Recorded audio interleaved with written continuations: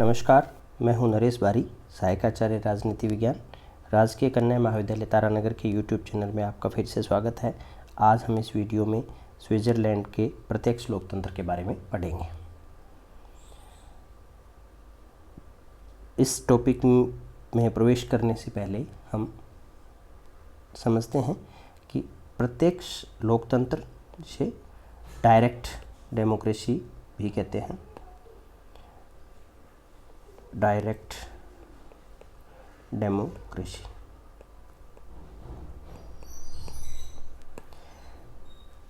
से क्या तात्पर्य है। डायरेक्ट डेमोक्रेसी के अलावा एक और डेमोक्रेसी का दूसरा जो प्रकार है वह है इनडायरेक्ट डेमोक्रेसी।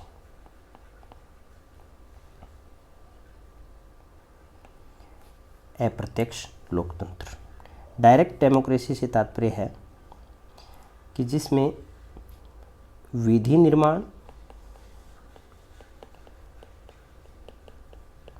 और शासन संचालन, विधि निर्माण और शासन संचालन का कार्य लोग प्रत्यक्ष रूप से इसमें सहभागी होते हैं। यानी विधि निर्माण एक ऐसी संस्था के द्वारा होता है जिसमें लोग प्रत्यक्ष रूप से उसमें भाग लेते हैं। ऐसे ही अगर शासन संचालन का कोई कार्य है तो उसमें भी लोगों की भागीदारी प्रत्यक्ष रूप से होती है। ऐसी व्यवस्था होती है, वह होती है प्रत्यक्ष लोकतंत्र यानी डायरेक्ट डेमोक्रेसी। ऐसा बहुत ही कम देशों में और कम संस्थाओं में ऐसा मिलता है। स्विट्ज़रलैंड एक ऐसा एग्जाम्पल है, वहाँ विभिन्न स्तर पर विभिन्न रूपों में प्रत्यक्ष लोकतंत्र मिल रहा है। इनडायरेक्ट डेमोक्रेसी से तात्पर्य होता है जहाँ विधि निर्माण और शासन संचालन का जो कार्य है,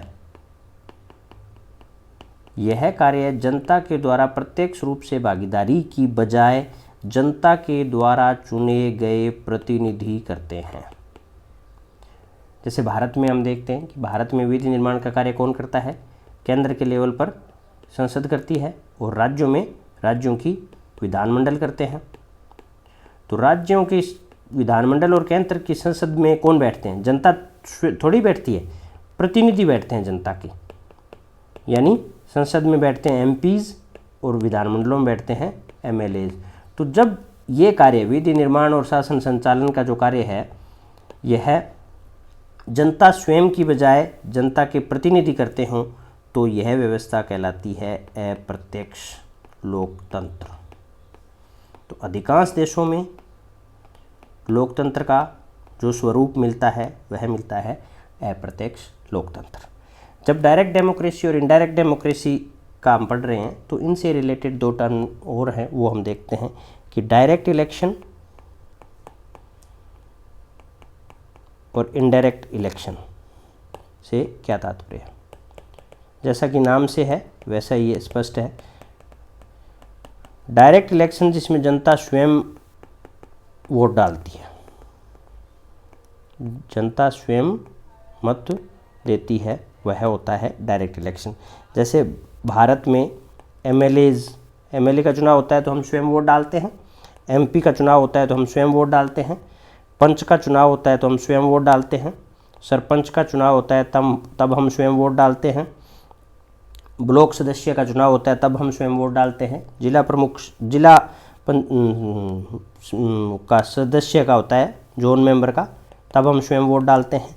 तो ये जो चुनाव हैं, भले ही वो कॉलेज में अध्यक्ष का चुनाव हो, उपाध्यक्ष का चुनाव हो, महासचिव का चुनाव हो, ये जब चुनाव हैं जिनमें जनता स्वयं वोट डालती हैं, ये चुनाव हैं डायरेक्ट इलेक्शन के उदाहरण। इनडायरेक्ट इलेक्शन से तात्पर्य है कि जब जनता की बजाय जनता के चुने हुए प्रतिनिधि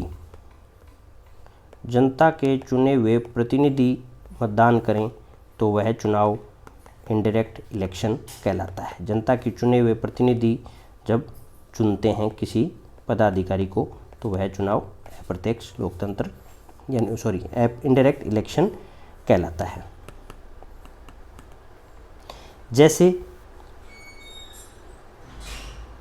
भारत में प्रधानमंत्री का चुनाव।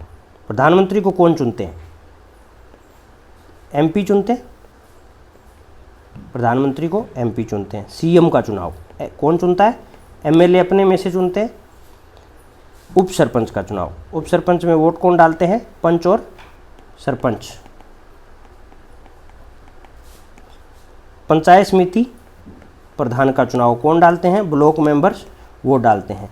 जिला प्रमुख का चुनाव, तो ये हम राजस्थान के संदर्भ में बात करें, जिला प्रमुख का चुनाव कौन वोट डालते हैं? जोन मेंबर्स वोट डालते हैं।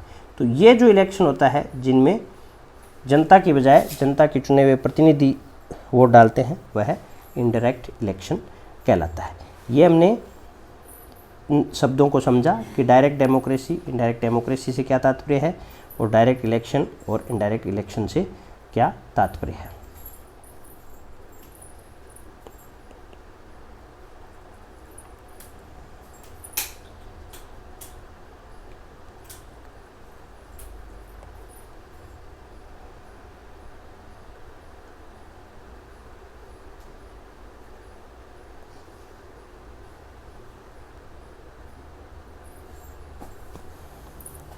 अब हम देखते हैं कि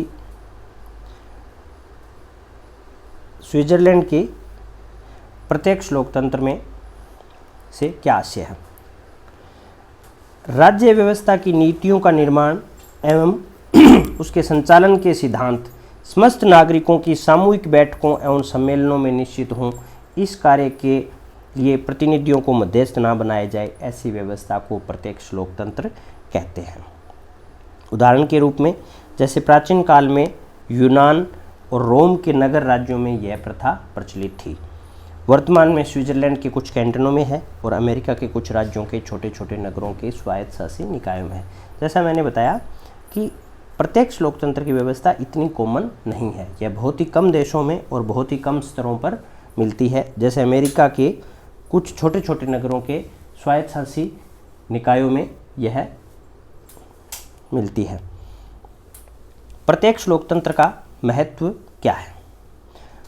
ब्राइस का कथन है कि लोकतंत्र के विद्यार्थी के लिए स्विट्जरलैंड की प्रणाली में इससे अधिक, यानी प्रत्यक्ष लोकतंत्र से अधिक शिक्षा देने वाली अन्य कोई वस्तु नहीं है, क्योंकि प्रत्यक्ष प्रजातंत्र ने मानव समुदाय की आत्मा का ज्ञान होता है। ब्राइस का यह कथन महत्वपूर्ण है कि ब्राइस प्रत्यक्ष लोकतंत्र को इतना महत्वपूर्ण मानते हैं कि प्रत्यक्ष लोकतंत्र से मानव समुदाय को अपनी आत्मा का ज्ञान होता है। मुनरो ने कहा, स्विस कैंटनों में बहुत बड़े काल से प्रत्यक्ष प्रजातंत्र की ये संस्थाएं किसी न किसी रूप में चालू रही हैं और स्विट्जरलैंड से ही लोकतंत्र के दीर्घ मार्गों द्वारा चलकर ये अन्य देशों में पहुंची हैं। इससे स्पष्ट है कि ये जो डायरेक्ट डेमोक्रेसी की संस्थाएं हैं कि न केवल स्विट्जरलैंड में पनपी, लेकिन स्विट्जरलैंड से ही ये अन्य देशों में पहुंची हैं। कुबली का कथन है कि स्विस नागरिक की स्थिति यह है कि वह स्वयं अपना स्वामी है और शासन उसके लिए केवल एक सेवक है। तो ये जो डायरेक्ट डेमोक्रेसी है जिसमें जनता स्वयं शासन कार्य में और विधि निर्माण में शासन के सिद्धांत तय करने में सहभागी होती है, तो वो कौन से मेथड्स हैं जिनसे यह कार्य रूप में परिणित होता है? तो 3 सबसे महत्वपूर्ण हैं: लोकसभाएं, जनमत संग्रह और आरंभक। लोकसभाओं में क्या होता है कि जैसे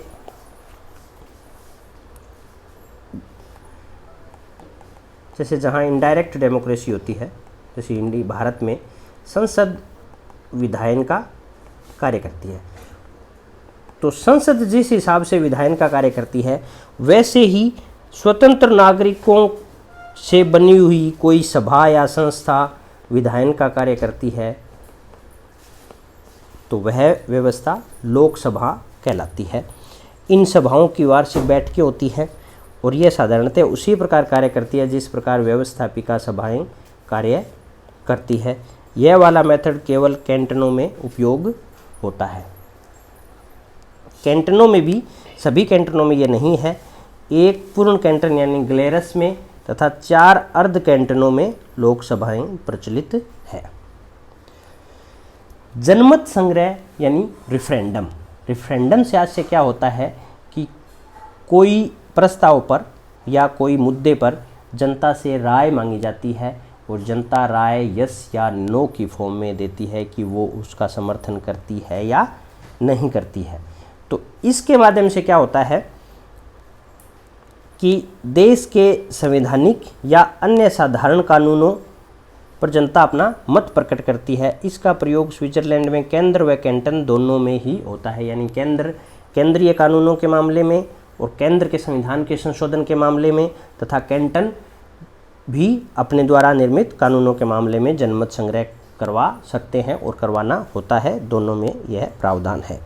अनुच्छेद 140 में अनिवार्य जनमत संग्रह तथा 141 में ऐच्छिक जनमत संग्रह का प्रावधान है। अनिवार्य जनमत संग्रह का तात्पर्य कुछ प्रावधान, कुछ कानून या कुछ संविधान संशोधन है जिनमें अनिवार्य जनमत संग्रह है, लेकिन कुछ कानूनों में जनमत संग्रह वो ऐच्छिक रखा गया है। करवाना चाहे तो करवाए, नहीं तो जरूरत नहीं है। संविधान संशोधन में भी जनमत संग्रह आवश्यक है। संविधान संशोधन कॉन्स्टिट्यूशन अमेंडमेंट में जनमत संग्रह है वह अनिवार्य है। हम आगे संविधान संशोधन पढ़ेंगे, पूर्ण संविधान संशोधन और आंशिक संविधान संशोधन, लेकिन संविधान संशोधन की स्थिति में जनमत संग्रह आवश्यक है। आरंभक से तात्पर्य होता है कि जैसे जनसभाएं होती हैं वो तो एक विधायिका की तरह ही कार्य करती है, यानी वो न केवल प्रारूप का निर्माण करती है किसी प्रस्ताव का, उस प्रस्ताव पर विचार विमर्श से लेकर करके उस प्रस्ताव को पारित करने तक का सारा काम जनसभाएं करती है। और जनमत संग्रह में हमने देखा कि प्रारूप या प्रस्ताव पारित करता है वो अन्य लोग करते हैं, लेकिन उस पर सिर्फ यस और नो यानी अपना मत प्रकट करती है, वह व्यवस्था जनमत संग्रह कहलाती है।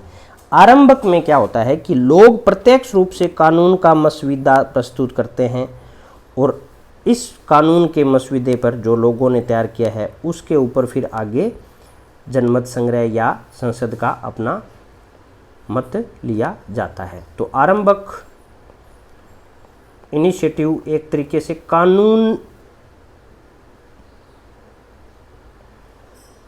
का आरंभ है, कानून निर्माण का आरंभक प्रस्तुत किया जाता है। इसका प्रयोग केंद्र व कैंटन दोनों स्तरों पर होता है। अनुच्छेद 138 और 139 में इसका प्रावधान है। केंद्र में प्रत्यक्ष प्रजातंत्र, हम देखते हैं कि केंद्र में यानी केंद्र के स्तर पर कानून निर्माण और शासन संचालन में कहाँ कैसे जनता की भागीदारी सुनिश्चित की गई है। तो इस प्रत्यक्ष प्रजातंत्र को भी दो भागों में बांट सकते हैं, अनिवार्य जनमत संग्रह और ऐच्छिक जनमत संग्रह। अनिवार्य जनमत संग्रह पूर्ण या आंशिक संशोधन यानी संविधान के पूर्ण और आंशिक संशोधन है, उन दोनों स्थितियों में अनिवार्य जनमत संग्रह का प्रावधान है। पूर्ण संविधान संशोधन की दो परिस्थितियों में अनिवार्य जनमत संग्रह होता है। यदि प्रस्ताव संघीय संसद में किसी एक सदन द्वारा पारित हो गया और दूसरे सदन में मतभेद हो जाए तो। दूसरा, यदि संविधान संशोधन 1 लाख स्विस मतदाताओं द्वारा प्रस्तावित हो तब इसे जनता के सम्मुख स्वीकृति के लिए प्रस्तुत किया जाता है। आंशिक संशोधन में भी जनमत संग्रह अनिवार्य रखा गया है कि जब 1 लाख मतदाताओं द्वारा सविन्यासित आरंभक के रूप में संघीय संसद के पास भेजा जाता है तो संघीय संसद इसे जनमत संग्रह के लिए जनता के सम्मुख तथा कैंटनों के सम्मुख रखती है। यदि संसद सहमत नहीं है तो एक वैकल्पिक प्रारूप प्रस्तुत करती है और फिर दोनों प्रारूपों को मतदान के लिए प्रस्तुत किया जाता है। दोनों के बहुमत का समर्थन जरूरी है। देखिए, ये थोड़ा जटिल प्रतीत हो रहा है, इसको जब हम संविधान संशोधन पढ़ेंगे तब उसे और ज़्यादा क्लियर करेंगे, लेकिन इसे आप ऐसे समझें कि पूर्ण संविधान और आंशिक संविधान दोनों संशोधनों की स्थिति में जनमत संग्रह वह अनिवार्य होता है। ऐच्छिक जनमत संग्रह, ऐच्छिक जनमत संग्रह अनुच्छेद 89 में संघ के सब कानूनों तथा अध्यादेशों के लिए आवश्यक है यदि 30,000 स्विस मतदाता या 8 कैंटनों के 30,000 स्विस नागरिक ऐसी मांग करें और ऐसी मांग के लिए 90 दिन का समय नियत किया गया है।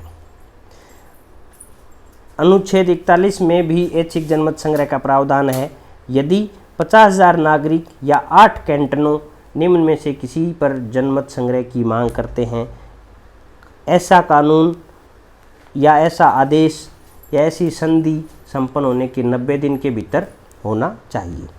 संघीय अधिनियम, ऐसे संघीय अधिनियम जिन्हें अत्यावश्यक घोषित कर 1 वर्ष से अधिक समय के लिए लागू करने की घोषणा की गई, यानी जो अर्जेंट लेजिस्लेशन किया जाता है संसद के द्वारा, उस पर जनमत संग्रह करवाया जाता है।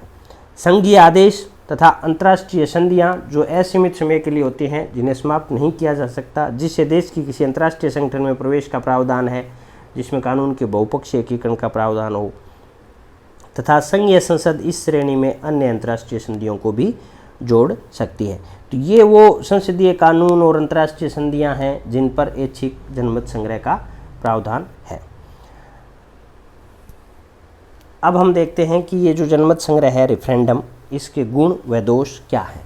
जनमत संग्रह के गुण हैं कि जो डेमोक्रेसी की भावना है, जनता का, जनता के लिए, जनता के द्वारा शासन, उस भावना में जनता की इच्छा को ही सर्वोच्च माना गया है, और ये जो जनता की इच्छा है, इसकी सर्वोत्तम अभिव्यक्ति डायरेक्ट डेमोक्रेसी में, जनमत संग्रह में ही होती है। तो जनता की वास्तविक इच्छा ज्ञात की जाती है। लोकप्रिय संप्रभुता का मूर्त रूप है ये। लोकप्रिय संप्रभुता से तात्पर्य है कि संप्रभुता जनता में निवास करती है, जनता की इच्छा ही संप्रभु है। तो जनता की इच्छा का वास्तविक मूर्त रूप धारण जनमत संग्रह में ही होता है। इससे व्यवस्थापिका की निरंकुशता पर नियंत्रण रखा जाता है। यहाँ कार्यपालिका के पास वीटो की शक्ति नहीं है, अतः जनता का वीटो जरूरी है। इससे शासकों और नागरिकों के बीच निकटतम संपर्क स्थापित होता है। राजनीतिक शिक्षा, यानी लोग पॉलिटिकली एजुकेट होते हैं। जब जनता किसी भी मुद्दे पर जनमत संग्रह के लिए पार्टिसिपेट करती है तो डेफिनेटली लोगों को राजनीतिक शिक्षा हासिल होती है। चुनावों के मध्य भी राजनीतिक सक्रियता होती है, यानी जिन लोकतंत्रों में डायरेक्ट डेमोक्रेसी नहीं होती, वहाँ एक चुनाव से दूसरे चुनाव के बीच में जो गैप है, भले वो 5 साल का हो, 4 साल का हो, वहाँ एक तरीके से राजनीतिक उदासीनता रहती है लोगों में, क्योंकि लोग कानून निर्माण, विधि निर्माण जैसी जटिल प्रक्रियाओं की तरफ ध्यान नहीं देते और ना ही उनकी समझ में वो आता है। लेकिन यहाँ डायरेक्ट डेमोक्रेसी की स्थिति में क्या देखते हैं कि 2 चुनावों के बीच में किसी मुद्दे पर अगर जनमत संग्रह का इश्यू रेज होता है तो इससे लोगों में राजनीतिक सक्रियता को बढ़ावा मिलता है। इससे विधायिका सदा सतर्क और सावधान रहती है, यानी विधायिका पर नियंत्रण रहता है, विधायिका ज़्यादा अकाउंटेबल रहती है।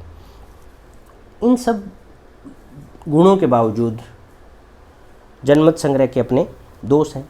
वो दोष क्या हैं? इससे विधायिका की प्रतिष्ठा घटी है, विधायक कर्तव्यों के प्रति उदासीन हो गए हैं। जैसे ड्यूब्स ने कहा है, विधायिका एक परामर्शदात्री संस्था रह गई है।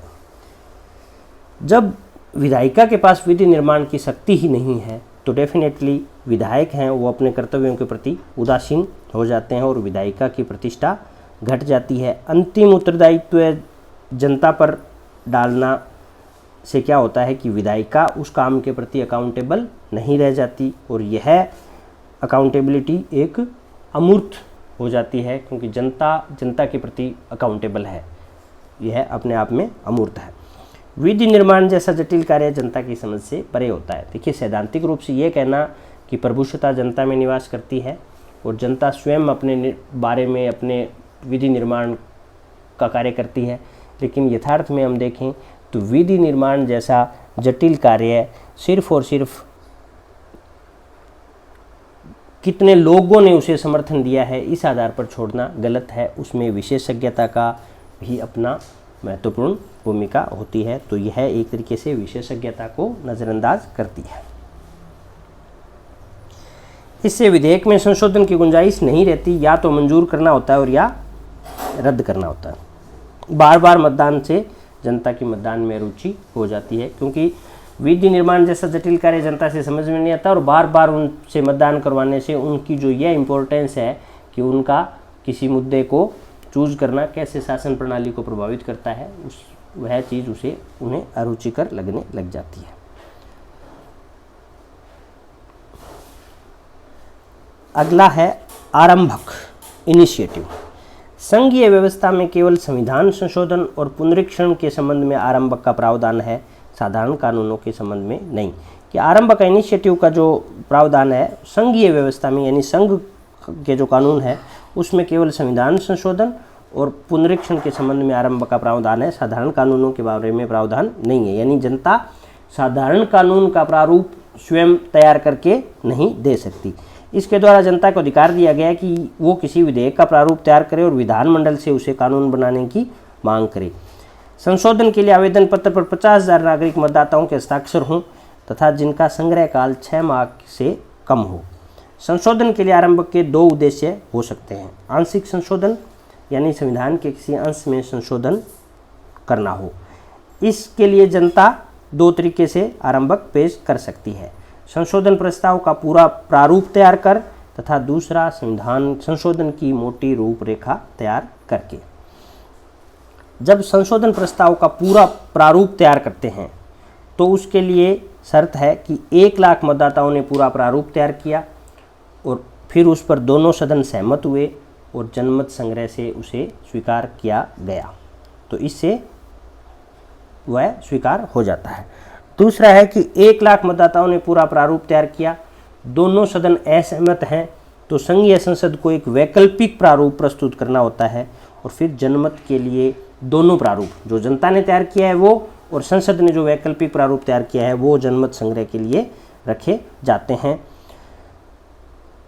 जिस प्रारूप को जनता और कैंटन दोनों का समर्थन हासिल होता है वह स्वीकार हो जाता है।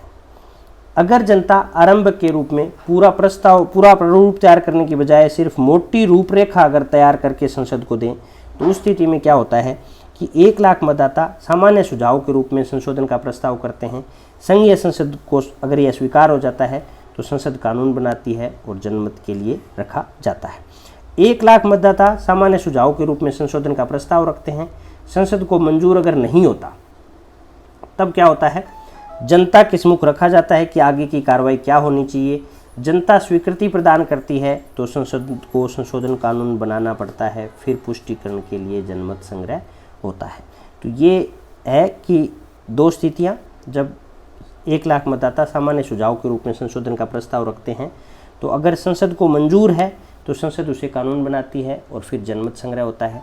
अगर संसद को मंजूर नहीं है तो जनमत संग्रह होता है कि क्या करना चाहिए, और अगर जनता स्वीकृति प्रदान करती है तो फिर संसद को कानून बनाना पड़ता है और फिर उसकी पुष्टिकरण के लिए जनमत संग्रह किया जाता है। पूर्ण संशोधन की स्थिति में 1 लाख मतदाता मांग करें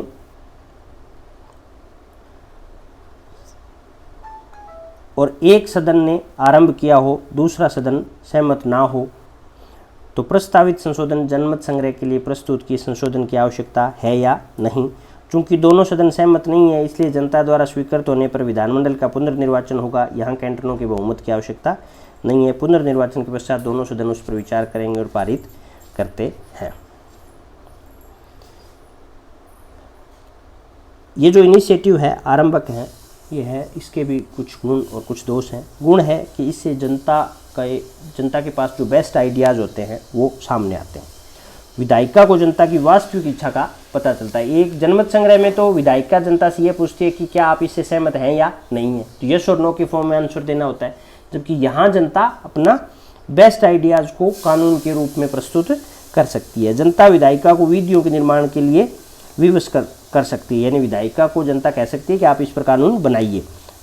इससे विधायिका अपने कर्तव्यों के प्रति सजग रहती है। विधायकों की भूलों का उपचार है आरंभक।